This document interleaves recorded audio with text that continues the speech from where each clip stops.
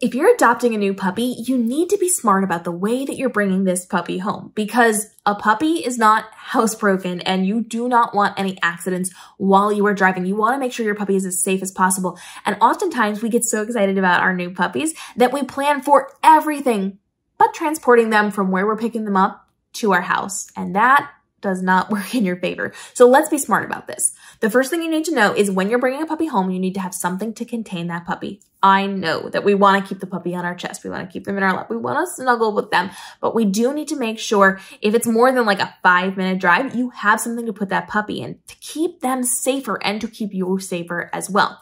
So I have a padded little box that is meant to be a dog car box. It's made for small dogs or for puppies to ride in to be comfortable. It's got padding on it, so it's nice and soft, it's nice and gentle, and it's got a removable bottom so you can actually fold it up. Usually there's like a little clip that you can attach to their collar. It keeps them safer inside of your car. Now, we already know that car safety is incredibly important. We talk about it in a lot of videos here, and just kind of strapping them into a little box is not the safest thing. But for that initial transport, you do kind of need to secure this puppy. You need to make sure that you're reassuring them. There's a lot of touching going on. There's a lot of holding going on. It's a little bit of a different thing, and you have to drive very carefully with that. That aside, we want to make sure they're comfortable in this. So when I brought Lucy home, I was on a like 10-hour car ride with this puppy. So I made sure I had a box. She was on my lap and I held her inside of the box. So I kind of leaned down. I still had her against me, but she was supported by the bottom of this box on my lap. It was just an extra layer between my lap and this puppy to keep her safe, but also to keep me safe and to keep everything contained. The sides of the box kept her where she needed to be, and it has a lower edge so that I could reach in and just hold my puppy as I was driving. It was very, very simple for me to still hold on to her while also having that box around her to keep her a little more safe and a little more secure and contained as we were traveling. And I used this for a long time with my puppies as I got them before they were big enough to like really be harnessed into the car properly. And so this was a fantastic investment for me. I'll link it down below for you, but there's lots of different kinds, lots of different things you can do. And having that little bit of extra padding and those walls, incredibly, incredibly helpful, because if you're just hand holding that puppy, when they get curious, they're going to start to nibble on things and they're going to start to try to crawl away. This just keeps them a little bit closer to you, and you can still get in there and hold them the way that you want to with a little extra security around them. Now, you also want to make sure that you have puppy pee pads.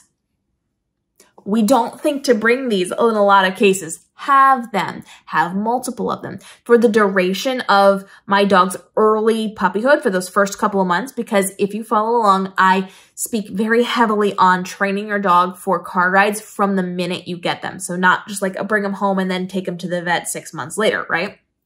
We want to make sure they're in the car every couple of days to get them used to it, teach them car manners, all of those things, which worked wonders for my dogs. And so have pee pads that you just keep in the car. I keep them in the back pocket of the seats, but I also have a package in the back of the trunk that I carried around for a long time, and I kept some in my bag. I also had my dog go bag, so I had pee pads everywhere. And for the most part, we didn't really have a lot of accidents, but when we did, having it wrapped around the bottom part of that box was so helpful, because I could just lift the puppy up, take the dirty piece away, put the new one in, and put the puppy right back down. If you want, you can do it in several layers. So you can just take off one layer and have the other layer there. You can also use things like trash bags or just like bags from your shopping experiences to make sure you have layers in there. So if something leaks or something was around, it's easy to clean up after the fact. You also want to make sure you've got a bag somewhere that you can put the dirty things in inside of your car to then take out after that car ride. So having pee pads, so helpful. But you also want to make sure that you bring some things for them. They need to have things to do, especially if it's more than a 5-minute car ride. So bring some little toys, bring little chewy nubby type things. You know, I love a good nubby. I'll link it for you down below. Love a nubby. But it gives them something to be curious about, something to play with, something to comfort them, something to do so that they're not chewing on your seatbelt or your car door or your dashboard or your gear shifters. Have something for them to do, something that's soft, something that's going to be good for chewing. Have a couple of different toys to play with. You want to make sure that you've got things ready to go, because once you get into that vehicle with your dog and you're bringing them home, you're going to be so focused on those beautiful little eyes and those sharp little needle teeth and all of the things that make puppies so dang good that you do not realize some of the things are going to happen. And again, you can't control their potty breaks. They're so little, you can't do anything about that yet. So you want to make sure before you put them in your car, you give them time to do their business. You want to make sure that you're paying attention. You're being very mindful. And the second they have a potty break inside of your box with your pee pads, you are taking them out and you're dealing with it. You may, even if it's a longer drive, you may want to have different places to shift them back and forth so that they're comfortable, so that they have the experience that's going to be most beneficial to them, and so that you can easily take care of them. You also want to have something like a little travel water bowl. I absolutely love those water bottles with the locks on them that have the scoops on the end. I will link mine down below for you, but it allows you to have water in the bottom part of the water bottle. And then when you press the button, it goes out into the scoop so your puppy can lick it. And then you would tip it back up and it goes back into the water bottle where you lock it so it can't leak on you.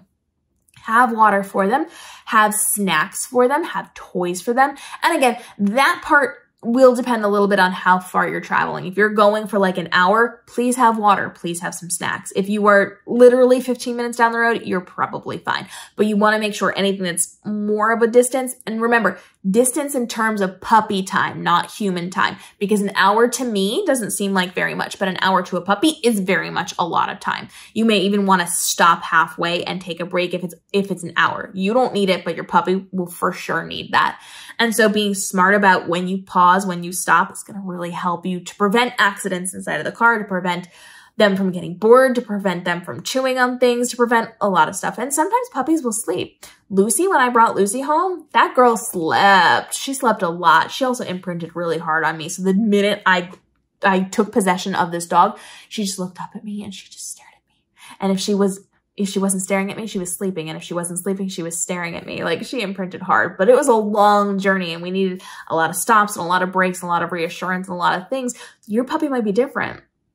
When I brought Ember home, my gosh, that puppy cried and cried and cried and cried and cried and cried. She was terrified. She was we rescued her. We got her out of a bad situation, but it was a lot. It was a lot. It was a 40-minute drive for us to get her home. And the number of times we had to stop. We also weren't prepared to get Ember. I guess I should preface that. We were not prepared to get Ember. We rescued her out of a bad situation when we found her. And so we did not have the pee pads. We did not have all the things. And yes, I did get peed on the trip home because we were rescuing her, rescuing her. And I learned for the next puppies. But we even stopped at a store to get her toys and things to do on the rest of the 20-minute trip home. It was a 40-minute route, 40-minute from where we got her to go home. We stopped halfway. It was a whole vibe. But making sure you're prepared for this leads to better experiences. So when you are bringing your dog home, that is an incredible bonding experience. The way that you are just holding that puppy, that gives you a lot of contact time, a lot of time to reassure them, and a lot of time for them to imprint on you. So that's really, really important. I do like a good car ride. And I have found that having the longer car ride you have with the dog, bringing them home, the better bonding time you have. The difference between the time that I drove with Lucy and the time I drove with Gemma was significant. Lucy was with me for 10 hours up against my chest. Gemma was with me for an hour. It was a huge difference in how we bonded with these dogs, and personality comes into this as well. But being prepared, having these things ready to go, and then being able to do that bonding time is incredibly helpful when you're bringing that puppy home. So have a box, have those pee pads, have blankets in there. I also put blankets in there and make it as comfy as possible. Things that you can cover them up with, especially if it's cold out. Things that can reassure them. If you have one of those stuffed animals with the little heartbeats, you can get one of those things. Just be aware they might pee on it in the tiny little box on the trip home. But there are things that you can do to make this an easier transition for your dog and a more comfortable one for you and for your dog. And I will say that box was elite for months until my dogs outgrew them. I kept them in those boxes while we traveled, but I also brought them in the house. So I was able to put the dog in the box and carry them out to the driveway into the car and sit down with them and then scoop up the box and take them inside. I also kept it on the floor next to my chair. So my dogs slept in those little boxes while I was working, while they were babies. And that was just like that was their room. That was their space. They eventually, you know, graduated to their crates being their rooms or their space. Like I leave my crates open all the time because they just love them so much. They just go in and hang out with the doors open a lot. But it started out with those boxes. So there's a lot of ways that you can do this, but you have to take that into consideration as you are jumping into the world of adopting a puppy, because transporting them is the last thing you're going to think about, but is the most important the second you get there. Because if you're not prepared, you will likely pay the price. Drop your questions on this down below. And if you have suggestions on things you should be bringing when transporting your dog from where you're adopting them to your house, go ahead and let me know. We are starting the community conversations here. I respond to every comment that I am notified about. And so if you don't hear from me, like ping me again, because I want to talk to you guys and I want to build up the community here on the channel and help you to level up as a dog parent for your pup to make this the best life possible. We'll see you in the upcoming daily episodes.